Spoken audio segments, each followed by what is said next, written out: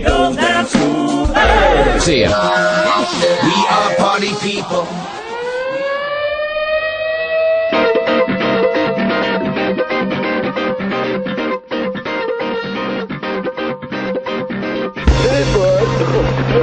Now it's time for Toker Talk Radio, the voice of the marijuana nation. What are you people?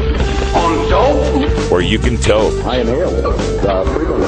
Or you can talk. I experimented with marijuana and didn't inhale. Or you can toke and talk. 10 federal criminal penalties for possession of up to 1 ounce of marijuana. While we talk about toke on Toker Talk Radio. So, by the way, when it comes to pot, if you're 40 years old, you live in a log cabin in Oregon, you got 12 giant pot plants in your backyard, have a ball. Live from beautiful Portland, Oregon at Rolla J Studios. Yes, a log cabin. What a fantastic idea. Plus your calls live at 971-533-7111. They're walking on their pants with their cap on backwards, listening to Enema Man and Snoopy Poop Dog. What's to keep somebody from getting all potted up on weed and then getting behind the wheel? Gateway theory doesn't work. It's a reality. Holland, is it real? Don't tease me. We're locking up people that take a couple of puffs of marijuana, and the next thing you know, they got 10 years. And now, here's your host, the guru of ganja graphics, the sultan of sativa statistics, and the worst nightmare of a reefer mad prohibitionist. A polite, perspicacious, productive pothead with a propensity for PowerPoint. Radical, Russ Belville. Oh, William! I can't take the pain of trying to quit marijuana. Oh, it's so hard. The addiction is so tough. I think I would rather die than quit smoking marijuana. Oh my goodness. Welcome to the show. Toker Talk Radio here. I'm going to open up a little personally for the start of this one, because today sucks. Sorry, I just had to say it. Today I've just had a suck day. Just sucks. Let me tell you how. I woke up this morning with puke in my nose. Yeah, I know. It's a little. Like I told you, it's going to get personal. Dog? No, my own. No, your own. My own. Oh. I don't know if this happens to other people or what. Maybe I'm weird. Maybe this is a gastro reflux thing. I don't know. But every now and then, and it doesn't happen often, but every now and then I will be awakened from like. Have you ever had like a belch that was like bile-ish on the tip? Like that's puke, right? Yeah, it's when the acids in your stomach could get too active. There we go. So like you have one of those, right? Mm-hmm. Well, like imagine being asleep and having your mouth closed, and so of course the belch doesn't go out your mouth; it goes out through your nose, right? And, and along with it, a little fluid. Oh my God! Just a wee bit, yeah. And if you've never had this sensation, the burning, yes, and the smell is just, it's not fun. I mean, first of all, you have no smell for a little while, just because there's the burning and the eyes and burning. Yes. And, yes. So that's how my day began. So my day began with that. Oh, that's a lovely way to wake up. And well, then, at least it prepared you. Yes. I told you it was getting a little personal. And then last night I had gone to sleep texting my landlord about this whole situation that's going on. How we'd like to get the Undergreen Railroad and some partners out here to help support the station and the building that we happen to be housing it in. Yes. So in April is when actually late March is when I discovered I was being divorced. And then so April was like, oh shit, what am I going to do? Where am I going to go? I can't afford this place by myself, especially, just starting off the network. The money's not exactly big at the moment. How can I afford this by myself? And that's when I was going to move to Astoria, because I could afford Astoria. Yeah. Okay. And then as time went on through April, Iva determined that she couldn't leave till start of July. And I, couldn't go to Astoria. It wasn't going to work. we wouldn't be able to produce all the shows. It just wasn't going to work. So that's when I started putting out the Undergreen Railroad idea. Got, two guys out there in our chat that are, ready to move out, ready to put out first, last, and all that, right?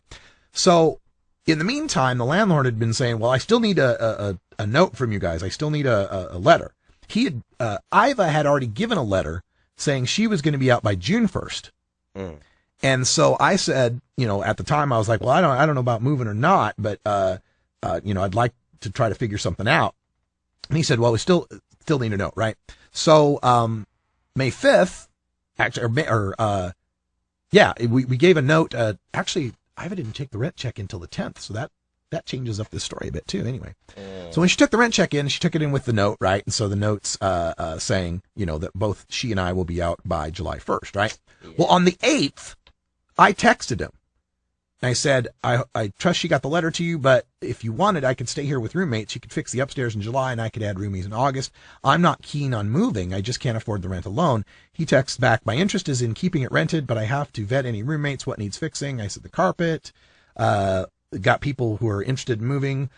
He says, I am friendly to seeking an application. I will look at the carpet, blah, blah, blah. And so, yeah, I'm friendly to seeing an application. I said, all right, do you have any sort of application form for the potential roommates?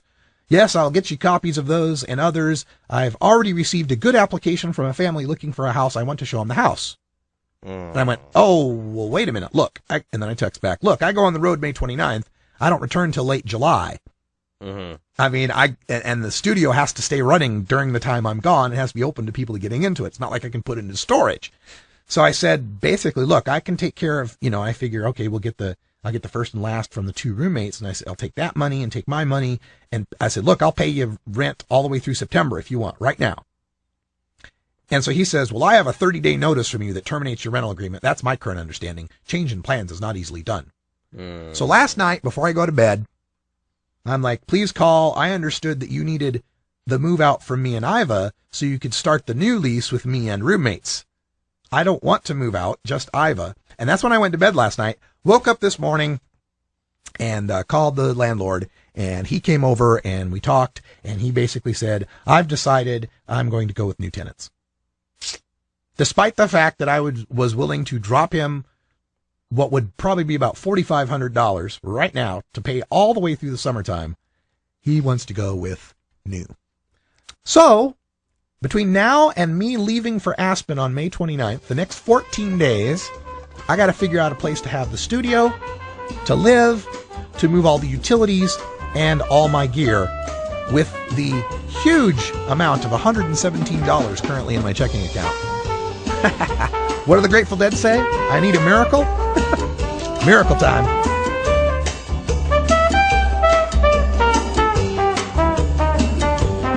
It's simply business. It's simply business. It's simply business, you know why they won't let us grow. It's simply business. We'll be right back after these messages from our 420 friendly sponsors. Support these advertisers because their ad money goes straight to the Russ Belville Show.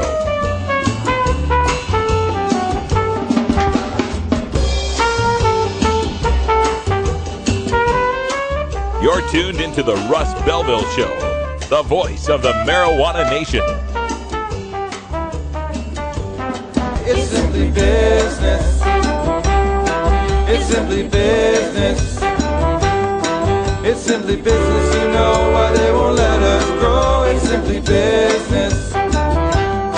It's simply business, you know why they won't let us grow. It's simply business. The law offices of Omar Figueroa would like to remind you to stand up for your rights. Please do not give up your precious liberties. There's nothing wrong with standing up for our constitutional rights, and in fact, it's the only way to honor the Constitution that recognizes our natural rights. Treat law enforcement with respect and respect the Constitution by standing up for your rights. If you are detained or arrested, stand up for your rights by repeating, I respectfully invoke all my legal and constitutional rights. I do not consent to any search and seizure. I want to remain silent, and I want to speak to my attorney, Omar Figueroa. Omar Figueroa has more than a decade of experience in federal and California courts and graduated from Yale University, Stanford Law School, and Trial Lawyers College. Please contact the law offices of Omar Figueroa at 415-489-0420 or 707-829-0215 or on the web at www.omarfigueroa.com.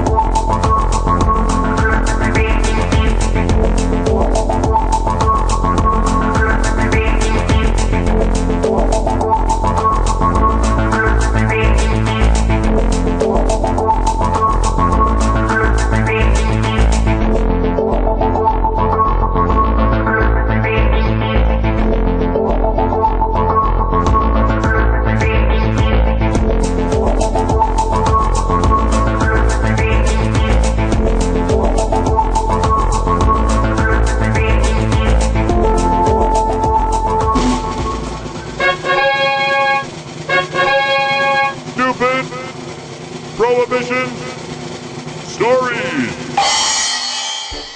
As a public service, the Russ Belville Show reminds you that smoking marijuana does not make one stupid. However, some stupid people do smoke marijuana, and Prohibition is always waiting for another victim. Learn your lesson from today's Stupid Prohibition Stories. With your Stupid Prohibition Stories, I'm old-timey 1920s radio reporter Freddie Farrak. From the Ohio State Highway Patrol, turn signal violation leads to ecstasy, marijuana bust. WKYC.com. Ohio State Highway Patrol troopers stopped a Buick LaCrosse with South Carolina registration for a turn signal violation on the Ohio Turnpike. Talking with the passenger, she admitted to having a small bag of marijuana and a marijuana pipe hidden in her purse in the vehicle's trunk. A search revealed a small bag of suspected marijuana, a glass pipe with burnt marijuana residue, and a partially burnt marijuana cigar. Further investigation revealed a perfume box containing 596 ecstasy pills, worth an estimated $11,000. The driver and the passenger were arrested and taken to Lorain County Jail and charged with aggravated possession of a Schedule I drug and aggravated drug trafficking, both first-degree felonies. They are charged with possession of marijuana and drug paraphernalia as well. If convicted, each could face up to 20 years in prison and a $40,000 fine. I'm Freddie Farrak with your Stupid Prohibition Stories!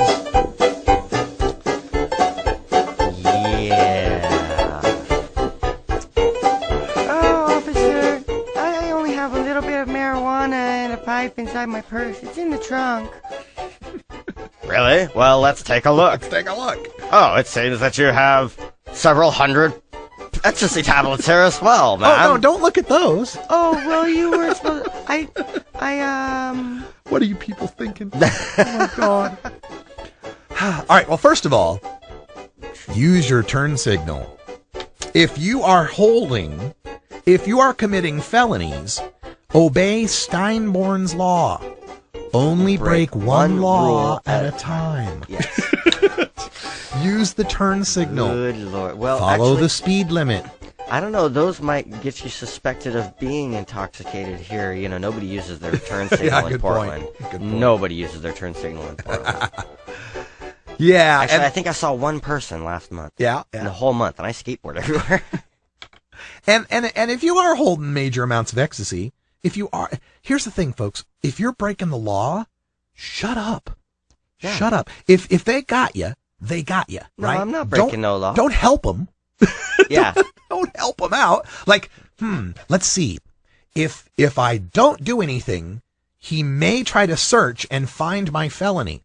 But if I let him search, he will find my felony. That's the way it goes, folks. If you don't let him search, you might still be busted. But here's the deal. When you go to court on this thing, your lawyer has all sorts of ways of getting evidence thrown out for technicalities, for a cop not having enough probable cause, for not conducting the right kind of search, all sorts of ways. The procedural errors. Yes. Little tiny crap. And when you volunteer, a very wise man, my father, once told me, don't volunteer any information. That if they need to know something specific, they'll ask you something specific. Yes. That it's like, oh, is there anything you'd like to tell me? Oh, well, I got some weed. Well, shut up! I killed a hobo once. Jesus. His foot's still in the trunk. What are you going to do with these people? I've got his boot in the boot. It's just amazing. Oh, I mean, come on, people. Now, I can't wait to get Dr. Mitch back next week to talk about this blood sugar study. This was really fascinating. American Journal of Medicine, we talked about it in the headlines. They found lower fasting insulin levels compared with never users. Current users, 16% lower than people who've never smoked pot. And controlling for everything else. Controlling for whether they had diabetes, controlling for whether they had history in their family of diabetes. Didn't matter. Lower insulin levels for the regular pot smokers. And then they come up, that ending point when they say people who use marijuana consume more calories, but they found smaller waist circumference. Yeah. Sounds related to me. Yeah, and also the higher levels of the good fatty HDL. Yeah. Could it be that our endocannabinoid systems are fully functional and that it helps regulate our metabolism per se? Could be. Oh, but what would we know? We're just a bunch of stupid stoners. That sounds like science to me. Keep that shit away from me. All I need to know is what strain it is or if it's green. No. Now check this out. Roscoe, settle down, buddy. There's a story that Rio has just forwarded to me, and this is not surprising, given a lot of the previous precedent that has been set with respect to cell phones. But this is straight from the ACLU. The federal judge, only powered-off cell phones deserve privacy protections. A federal magistrate judge in New York recently ruled that cell phone location data deserves no protection under the Fourth Amendment, and that accordingly, the government can engage in real-time location surveillance without a search warrant. Merely having a cell phone on you means the government can use its data to track you. Yeah, they did that to me for a couple of years there. Because when you went and got a cell phone, you weren't getting it just to communicate with other people. No, you were willingly saying, I want the government to track me at all times and everywhere I go unless I pull the battery out of the fucker. Really? Now, the case in question involved a doctor who the DEA believed, it has to do with drugs? What a surprise! No, this couldn't have a drug tie-in. No. Involved a doctor who the DEA believed had issued thousands of prescriptions for painkillers in exchange for cash. In March of this year, the DEA had obtained a warrant for his arrest, and not knowing where he was, sought an order from Magistrate Judge Brown forcing the phone company to provide real-time data identifying the location of the doctor's phone. Although the DEA agents requested a search warrant and the judge found that there was probable cause to believe the cell phone location data would assist in the location and apprehension of the individual for whom there was already a valid arrest warrant, the judge later published a 30-page opinion further stating he didn't think the government needed to seek a search warrant in the first place. So this judge went out of his way after he granted a search warrant under probable cause. They had the probable cause to go after the guy and get the data. Like, we don't know where he's at. So. But when after the fact, the judge comes after the fact and goes way out of his way to say, well, you guys didn't need to get the warrant in the first place. Wow. In his puzzling opinion, the judge squarely criticizes people naive enough to expect privacy while also leaving their cell phones on when they're not using them. Quote, given the ubiquity and celebrity of geolocation technologies, an individual has no legitimate expectation of privacy in the prospective location of a cellular telephone where that individual has failed to protect his privacy by taking the simple expedient of powering it off. So, the judge's opinion here is that if you don't want the government knowing where you are at all times, you have to go incommunicado with your friends and loved ones. You have to be inaccessible by cell phone. You have to turn your phone off and not be able to take any calls in order to have any privacy of where you're at in this country. Been there.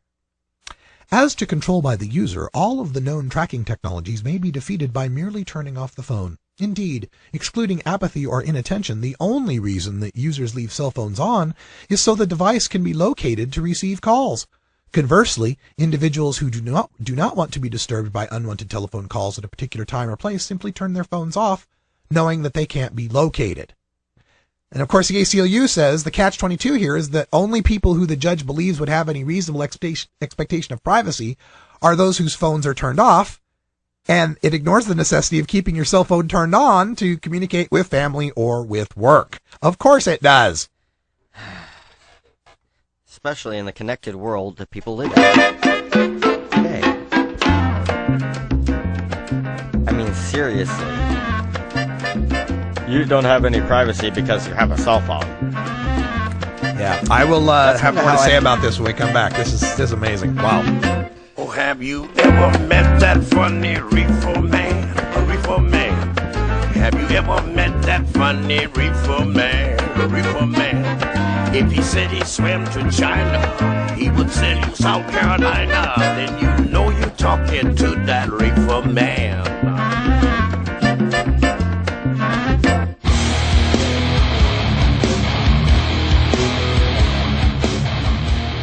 You know Herb Thrasher from the Herb Thrasher Flower Hour. Now get ready for Herb Age Designs for the proud cannabis consumer. Herb Age Designs, lifestyle gear for the 420 friendly. Herb Age Designs, home of the famous lighter leash. Herb Age Designs, get your Herb Age t-shirts and hoodies and show your pride. Herb Age Designs, we've got Frisbee golf discs and durable hemp gear. Herb Age Designs, we've got shot glasses, drinking glasses, coffee mugs, and beer cozies. Check us out on Facebook and online at herbagedesigns.com. And follow Herb Age and Herb Thrasher on Twitter.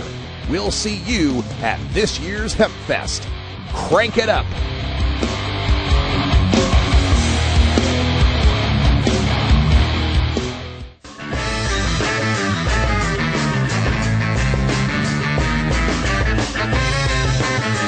Hey everybody, welcome. It's Danny Danko from High Times Magazine, and I'm here with Mr. Kyle Cushman, and we're talking about integrated pest management.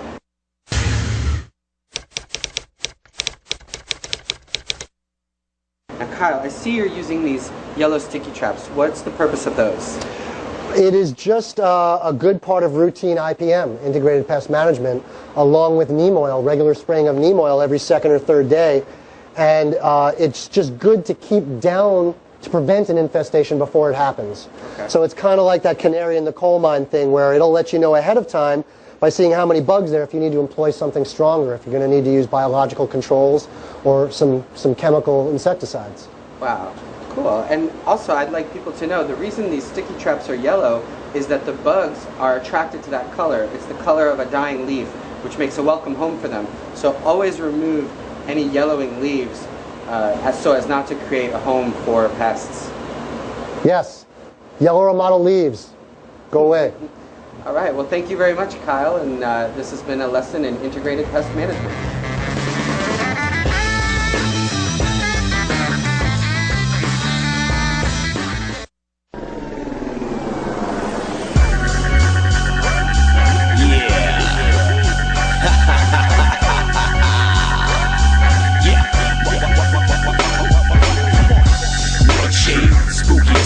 Cold and dark, it's hard to flick the spark up in the nightshade. When the ghouls approach, the criminalistic poach lights out the common theme within the nightshade.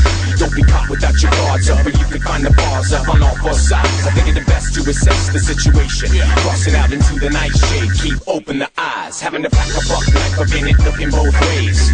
Nobody knows I've been paranoid for days and days, and don't be thinking I'm only talking about the predatory, cause on the flip note, the nightshed's a different story. All my friends have died, now they up in the shade, wishing they was alive. Not everything you can save, but you can save yourself. Defense, the mechanism, wrecking everything that coming at you, trying to take it. That's music from the Dirt Ball with Nightshade. I love the Dirt Ball. All right, so we're talking about this decision from a federal judge who went out of his way to say that cops don't need a warrant if they want to find out where you are if you have a cell phone. If the cops want to know where you are, all they have to do is get in touch with the cell phone company and have them turn over the GPS, the cell phone location data of where you're at, and then they can go get you. Because if you wanted any privacy as to where you're going, say, I don't know, an AA meeting, a masturbate-a-thon, an abortion clinic, a normal meeting. The studio. The studio. If you wanted any privacy as far as the government not knowing you were at those places, you would turn your cell phone off. Because the only way you deserve any privacy from where the government knowing where you are at all times is if you choose not to communicate with anyone. If you choose to put yourself incommunicado to your friends and family and make it so they cannot call you. That's what this judge has decided. And let me get to his justification for this.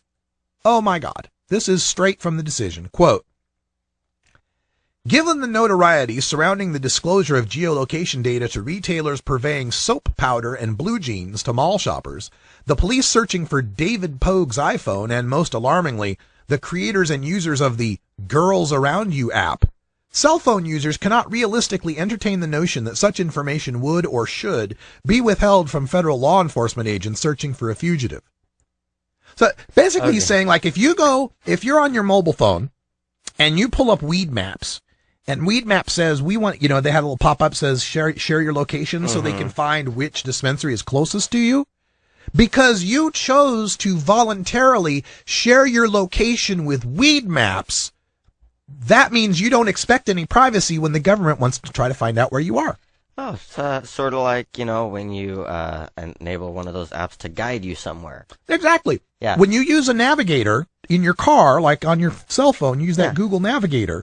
Since that is tracking, you are using you're voluntarily giving up your location to an application to help you find someplace. See, and it could be, they could take it even easier than that, because you say, oh, I'm going to this location, and if you put in the address of a known, dispensary or club or something that they don't, think is a good place to be hanging out, then they'll just be like, oh, we'll just go meet them there. Yeah. Pick them up at that place. Yeah. Yeah. This is their idea, is that since you voluntarily and really, well, plus that any app that you use that is constantly on and connecting to other people who are around you, like friend apps and crap like that, not a very good idea unless you're in some kind of situation where you might meet people like that. Yeah.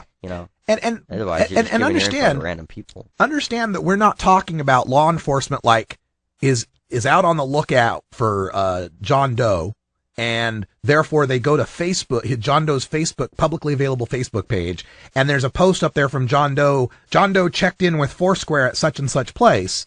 We're not talking about that. Yeah. Right? That's just obvious public, knowledge, and any half-bit detective could probably figure that kind of stuff out. We're not talking about checking what a person has personally chosen to voluntarily reveal to the world in a publicly accessible place like Foursquare or Google Latitude or any of those things. We're talking about the government when they can't find the guy. When they go to his Facebook, or they go to his Foursquare, or they go to his location, Yelp or whatever. When they go to those, when they can't find the guy, then they can go to the cell phone company and say, well, tell us where he's at right now, without him knowing that he's telling people where he's at. Because the difference is when I check in with Foursquare, I check in with Yelp or something, I am deciding I would like the world to know where I am right now. This judge has taken that to mean, since you might sometimes voluntarily decide to tell the world where you're at, that means you're fine with the cops knowing where you're at any time without you voluntarily telling them. Wow. That we even have federal judges that can come to these kind of conclusions that are so clearly in denial of our Fourth and Fifth Amendment rights is just amazing. Not so. I mean, some of us we understand. Yeah. Ain't right. I mean, when cell phones first came out, all of us conspiracy theorists and radical nuts, thought that they were going to be tracking us, and it was the beginning of the end, and, it's police state happening, and, in the making, and, were we really paranoid, or did they give us good cause? Now there's, you're not paranoid if they're all out to get you, right? Not all of them, just them. The fuckers that don't like weed. There's the closing paragraph of this from the ACLU is great. It goes like this. We are also baffled by the judge's willingness to tie a reasonable expectation of privacy to the use of a cell phone power button. Yeah. We're not sure if the judge has watched the Onion's spoof news video describing a fictional Google opt-out village for people who don't want to be tracked by the advertising company, but the logic in his opinion is consistent with the absurdity of that spoof. If you don't want Google to track you, stop using all modern technology and move to a remote village. If you don't want the government to covertly track your phone, turn it off and leave it off. What could be simpler, right? Yeah. So in this, there's some comments on the page here, and there's one here that I just had to address because he says, so we have a legal precedent that the government cannot place a GPS tracker on your vehicle to track your movements without a warrant, and a legal precedent that the government can use your phone to track your movements without a warrant. Sorry, no. The precedent is that the government can place GPS trackers on your vehicle. Mm-hmm. Oh, yeah. All sorts of fun stuff. Yeah, they've been able to do that crap for a decade or more. Just, slap a little USB tracking device underneath your hood. You'll never know it's there. So it just appears at this point in time in America that you have no privacy. You can't go anywhere. You're not allowed to go anywhere without the government knowing it, unless you want to be a total Luddite and not have a cell phone. Yeah. In this day and age. Yeah. No communication for you if you don't want the government to know where you are. Mm-hmm. Wow. It's getting scary, folks. Don't like this. Hey, we're going to take a break, and when we come back, we'll take your calls at 971-533-7111. And thanks for all the well wishes, everybody, on the housing situation. I'm sure something will work out. It always does. I wonder how much of this gear I can get in a shopping cart.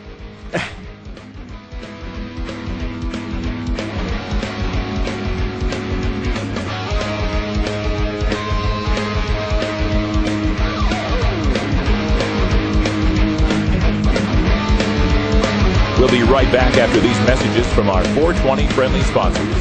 Support these advertisements because their ad money goes straight to the Russ Belville Show. You're tuned into the Russ Belville Show, the voice of the marijuana nation. Cast your eyes up to the skies. What is it to live and die? NORMAL stands for Responsible Adult Cannabis Use. If cannabis use is causing problems in your life, consider taking a break or seeking medical assistance. Consider ceasing cannabis use if you have a family history of mental illness. Don't drive or operate heavy machinery while impaired by cannabis use. Cannabis use is not without risks, even though the risks may be far less than those posed by legal drugs. Fun. Big Daddy thinks.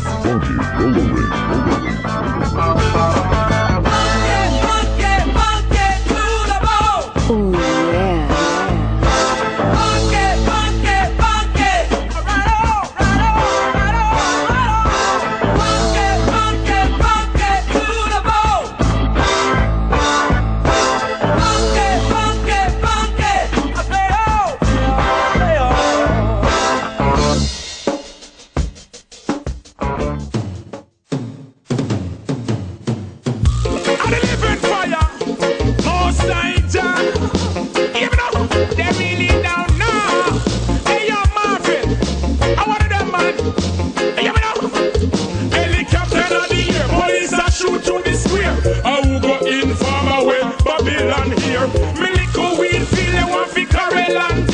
You know the living fire, yo, me never have no fear. Go and plant, and more marijuana we want. Yo, bingy man, go and chant. At the highest grade of weed, you know we want. Music from Chuck Fenda, that's One Plant. One. I don't know what it means either. Reggae, it's beyond me, man. Outside of my pay grade. Welcome back to Toker Talk Radio. 34 past the hour right now. And I'm going to go back to this subject of marijuana addiction, because apparently it's a big problem. Now the marijuana's gotten so super duper hyper skunk potent that fewer people are smoking it now than smoked it in 1979 when it was, 2% THC. Yeah, that explains the bell bottoms. Anyway, so I was doing some research on Budney's work and all this stuff on the marijuana addiction and withdrawal syndrome and so forth. And I found this article written just this April by Dr. Stephen Garrison entitled Marijuana, Real Addiction with Real Physical Symptoms. All right. And it opens up, marijuana is addictive. And he goes on, for decades, the effects of marijuana were thought to be psychologically addictive rather than an actual physical addiction. And then recent studies, blah, blah, blah. But here's his signs of the physical addiction. According to the American Psychiatric Association, within a week of cessation of heavy and prolonged use of marijuana, individuals often suffer from at least 3 of the following withdrawal effects. Number 1, irritability. God damn it.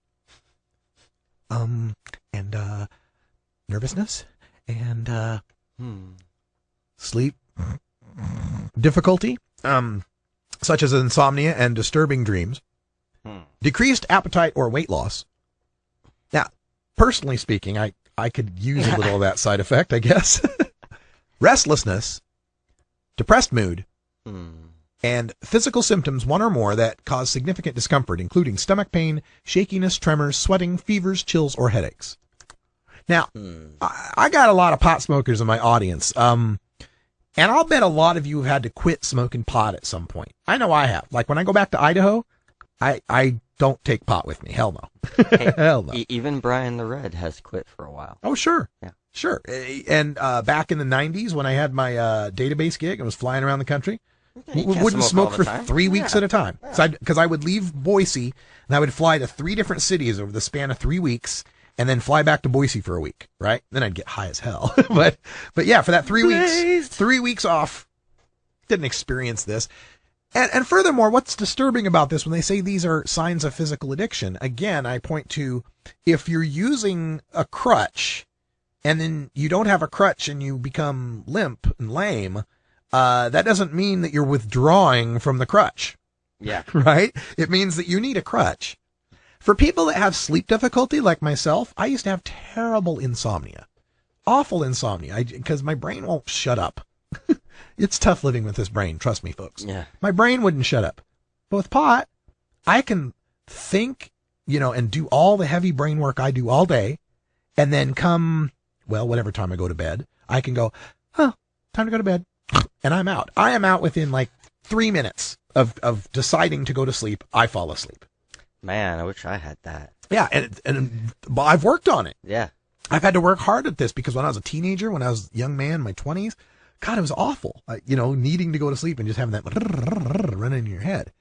So if you took marijuana from me and I suddenly had trouble sleeping, that's not a withdrawal. That's a lack of medicine. Similarly, this depressed mood one. I have all sorts of problems with depression. Especially if I don't have marijuana. Yeah.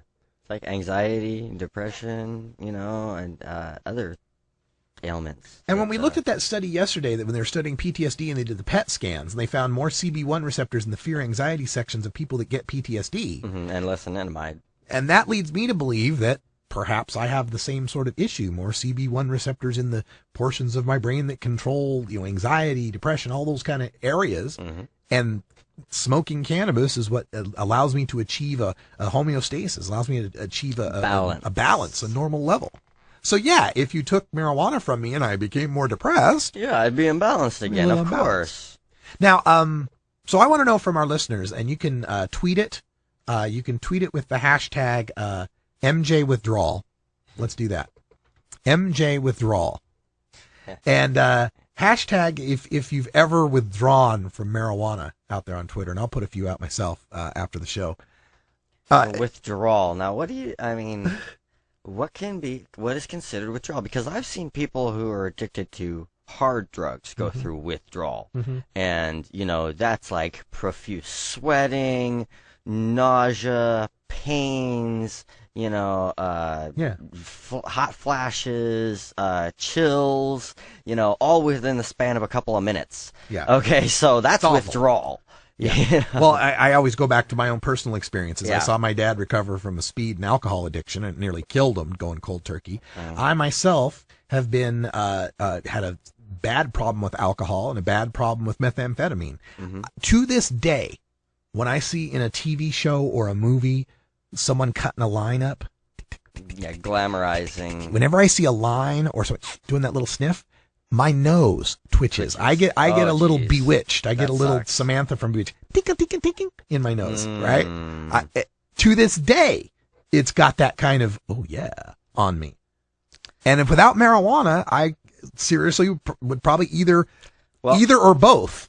Well, I mean, like, I don't know if I can compare this, but, cigarettes. I smoked cigarettes when I was younger. Well, that's perfect. This is what we're talking about. I smoked tobacco before I started smoking cannabis regularly. Cannabis actually helped me get off tobacco.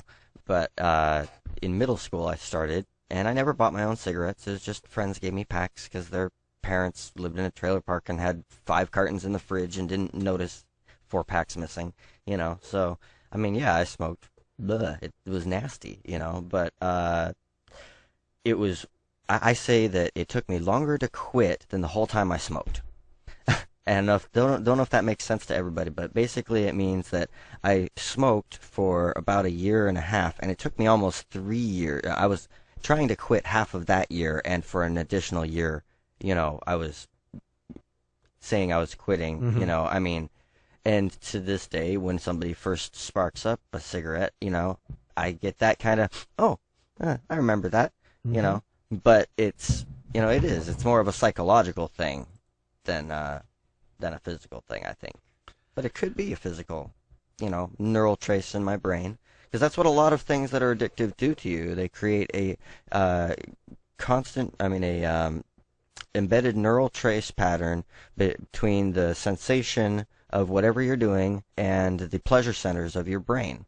And that's the problem with most things like, methamphetamines or opioids, that kind of stuff, because it creates this permanent neural trace, and it's like a trench that gets bored through, and you can never dig that same trench. You can fill the trench up a little bit, or you can overfill it, but you can never get that same feeling, same connection back to the that primary pleasure center of your brain, that the first time gave you. And that's what's so dangerous about these drugs that are truly addictive, and thank God my dad was qualified to be a drug counselor and told me everything that shit did to me before I had a chance to try it. Okay. 6 years old. Now, if your schoolmates come up to you and hand you a little piece of paper with a star on it, don't eat it. Dead serious. Stay away from the brown acid. Truth will set you free, and it will keep your kids a lot safer than, if they were to find some things out on their own. Like that commercial says, who do you want talking to your kids about marijuana? You or some guy? Yeah, and getting a couple of articles here. Medigro sent me one, and we covered this on the news last week. The study that showed cigarettes are the gateway to marijuana. The cigarettes are the gateway drug. There's a study also from 2011 where nicotine primes the brain for cocaine use, a molecular basis of gateway sequence of drug use. I've for long time, ever since I read Jack Hare's book, Emperor Wears No Clothes, I had this sneaking suspicion that back when they first got cannabis outlawed, they changed the laws on it. It's because they took the records of the medical effects of cannabis plant and tobacco plant, and they switched the labels. Because, for the longest time, cannabis gives you cancer. Oh, wait, what? Tobacco gives you cancer? Oh, cannabis is addictive. Yeah. Oh, wait, cannabis isn't addictive? It's a gateway drug. Oh, wait, no, what's a gateway drug? The cigarettes. This seems to be, just kind of tipping. I'm believing more and more that I was correct in my theorem here. Yeah, and Solar Bowler says, I didn't experience any withdrawals per se, but my pain illness made me more aware of its presence when there weren't any herb.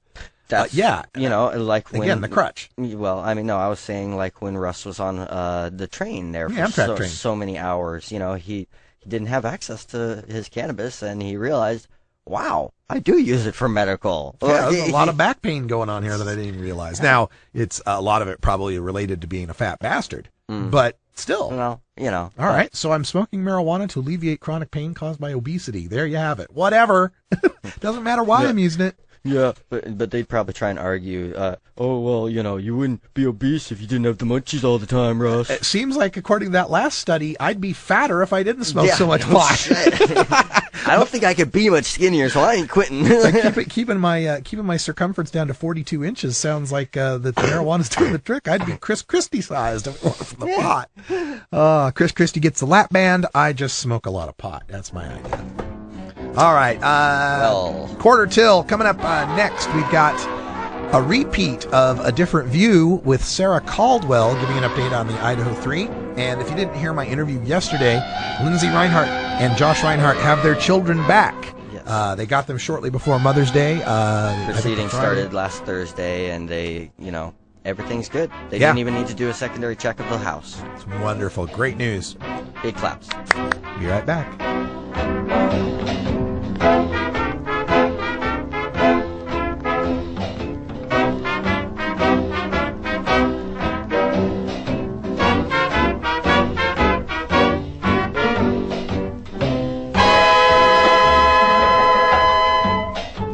The Russ Belville Show is blogging and podcasting daily at radicalruss.com.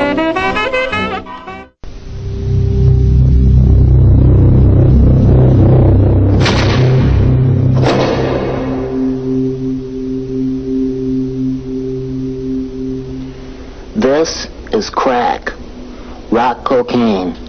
It isn't glamorous or cool or kid stuff. It's the most addictive kind of cocaine, and it can kill you. What's really bad is nobody knows how much it takes. So every time you use it, you risk dying. It isn't worth it. Look, everybody wants to be cool, but doing it with crack isn't just wrong. It could be dead wrong.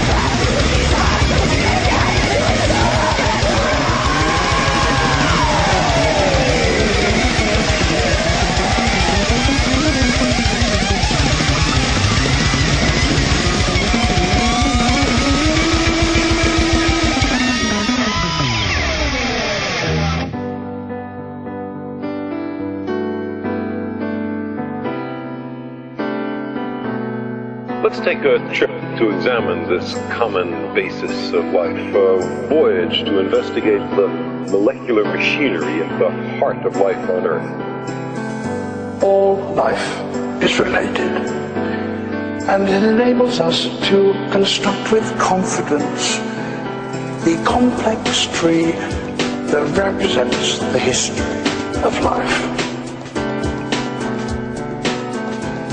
Our planet, the Earth, is, as far as we know, unique in the universe. It contains life.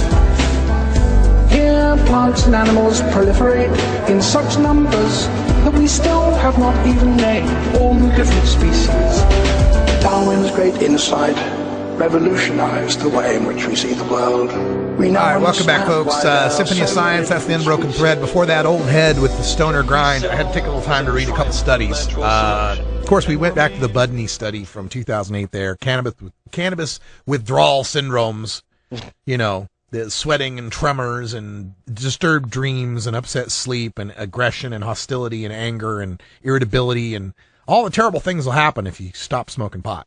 Now, not that I've known anybody this has ever occurred with. I've known plenty of people that have had to stop. In fact, when Kaliko was doing Irie Island Hour, he used to always have a laid-back lumberjack coming in. And laid-back lumberjack, long-time pot smoker, who had quit smoking pot for some job he was getting or had gotten. Yeah. And Nice guy. Seemed pretty. Just hung out and didn't have pretty to chill. smoke, nothing. Well, all of us are toking up our brains, so. Yeah. Anyway. Well, yeah. So here's some studies I found from 2013. This one in PubMed is from, I'm going to save that one for last because that's the best one. Let's see, which one do we got here? Genetic comparison. Okay. So the first study was the Budney study, Budney and Vandre, Journal of Substance Abuse Treatment from 2008. And this is the one where they asked 67 daily cannabis users and 54 daily tobacco cigarette smokers over the telephone who tried to quit over the past 30 days about what their feelings were about quitting, right? So what they're getting, when they're going off about, there's this distinct withdrawal syndrome, they're not putting people in labs and making them stop and then measuring, how much their heart rate went up or how much they're sweating. They're asking people over the phone whether it was tough to quit and how it bummed them out. Yeah, no medical science. So, all right. So here's something. Imagine this. Let's do a thought experiment. I'm a cannabis smoker who's never smoked tobacco. And you are a tobacco smoker who's never smoked cannabis. Ooh. Okay. So you as the tobacco smoker, been smoking, you're up to a pack a day. And now you got to stop, and you're asked to relate how much it sucks. And oh my God, does it suck? Now, on the other hand, I'm the cannabis smoker. I'm up to smoking, let's pretend an eighth an ounce a day. I don't smoke that much, but let's just pretend. And then you force me to have to quit, and you ask me how much it sucks. And I'm going to tell you, oh my God, it sucks. Yeah. But does my level of suckage match the tobacco smoker's level of suckage? If you got the two of us in a room and we got to talk about this a little bit and say, hey, guess what? I had to stop smoking pot. Oh, really? I had to stop smoking tobacco. Yeah, it really sucks. I'm having these weird dreams and it's tough for me to get sleep. Oh, really? I wanted to claw someone's eyes out. You know what I mean? It's like give them that smiley face chart of, how you feel, 1 to 10, how you feel. And I'm sure that the cigarette smoker will be further on the angry side than the cannabis smoker. Yeah, I'm sure. I had to stop smoking pot. I got a little irritable. Yeah, I had to stop smoking tobacco. I turned into Samuel motherfucking Jackson. Or coffee. Oh, shit. Try and get somebody to give up their daily cup of joe. Hell no. Yeah, or even slip them decaf one day. There's hell to pay. Don't fuck with So that's the original study. Go back to 2008. We asked tobacco smokers. We asked pot smokers. They both said it sucked. All right. So we moved to 2013. There was a study from the Drug and Alcohol Dependency Journal from May of 2013. So May 7th, just published. Cannabis use during a voluntary quit attempt, an analysis from ecological momentary assessment. Attempt. I love that. And they had 30 current cannabis users, 84% of whom evinced a current cannabis use disorder. Again, cannabis use disorder being, I want to stop, but I can't. It's causing problems, whatever. All right. And so the results findings from generalized linear models indicate that cannabis withdrawal and positive and negative affect were significantly higher during cannabis use than non-use episodes. Additionally, when negative and positive affect were entered simultaneously, negative affect but not positive affect remained significantly related to use. Participants were significantly more likely to use in social situations than when alone. When participants were in social situations, they were significantly more likely to use if others were using. Participants tend to use more behavioral than cognitive strategies to abstain from cannabis. The most common reason for use was to cope with negative effect. Overall, these novel findings indicate that cannabis withdrawal, effect, especially negative effect, and peer use play important roles in cannabis use among self-quitters.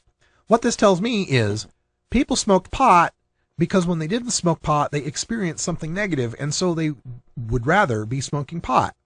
Which again tells me the whole medical use thing. Benefit, some kind of psychological benefit, obviously.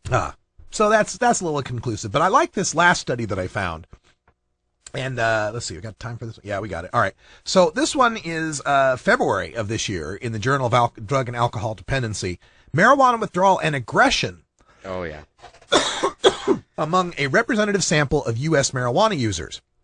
What they found here is they were taking people who had history of aggression in the past, and then they're marijuana smokers now, and then they stopped smoking marijuana. Did they go back to being aggressive, basically? So here's what they found. Among marijuana users with a history of aggression, marijuana withdrawal was associated with approximately 60% higher odds of past year relationship aggression, spousal aggression kind of thing. No. There was no association between withdrawal symptoms and relationship aggression among those without a history of aggression, and no association with general aggression, regardless of history of aggression. So here's what they're saying.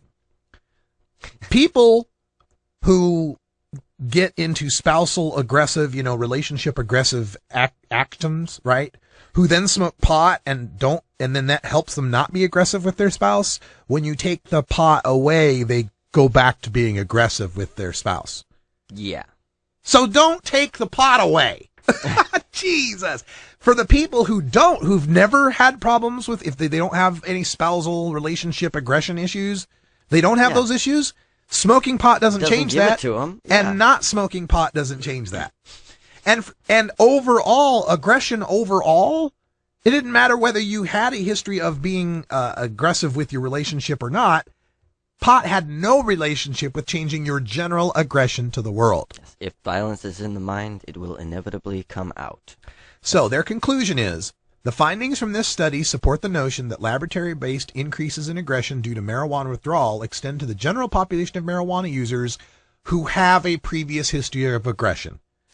So people no shit. who've been aggressive, who smoke pot to mellow out that aggression, should keep smoking pot. Sounds like it's working. Yeah, unless they don't want to be mellow. And I love that they call that, it's the marijuana withdrawal.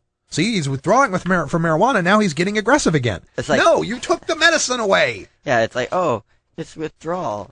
See, we took this anti-seizure medication away from the epileptic. She's having a grand mal, obviously in withdrawal from her addiction to seizure medication. Yeah, cannabis makes you all anxious and, paranoid. And no, it just makes us more aware that we're being oppressed for a frickin' plant. It reminds me of a really bad joke. There was a scientist. He had a frog. And he yells at the frog, "Jump!" The frog jumps. Yeah. So he gets in his notebook and he writes down, "Frog jumps." Okay. So then he cuts off one of the frog's legs. And he yells at the frog, "Jump!" The frog kind of jumps half-assed to one side. Jump. Scientists write down, all right, frog jumps. Attempts to jump. Cuts off the other leg of the frog and he yells at the frog, "Jump!" The frog just sits there. "Jump!" Frog just sits there. "Jump!" Frog just sits there. Scientist writes down, amputation of both legs causes frog to go deaf. You're drawing the wrong conclusions, people, when you say marijuana withdrawal. That's the point of the joke. Yeah, that sounds like their playbook, That's all the time we got here for Toker Talk Radio. Thanks for joining us. We've got a new show tomorrow. Make sure you join us. Coming up next, A Different View with Jen and Iva, talking with Sarah Caldwell from the Idaho 3 on Child Protective Services. By the way, I will have an article coming out in High Times Magazine on the Idaho 3 case and the case of Child Protective Services with Daisy Bram and others who lose their kids over their use of marijuana, sometimes lawful use of marijuana. And Red Eyes Reggae Flashback tonight, 8 p.m. with this guy. Make sure you turn in live. For Brian the Red, I'm Radical Russ. Thanks for joining us, and until next time, take care of each other, tokers. This is the Russ Belville Show. The Russ Belville Show is blogging and podcasting daily at radicalruss.com. You take a seed, you plant it, you grow it, you dry it, you roll it, you smoke it. You take a seed, you plant it, you grow it, you dry it, you roll it, you smoke it. You take a seed, you plant it, you grow it.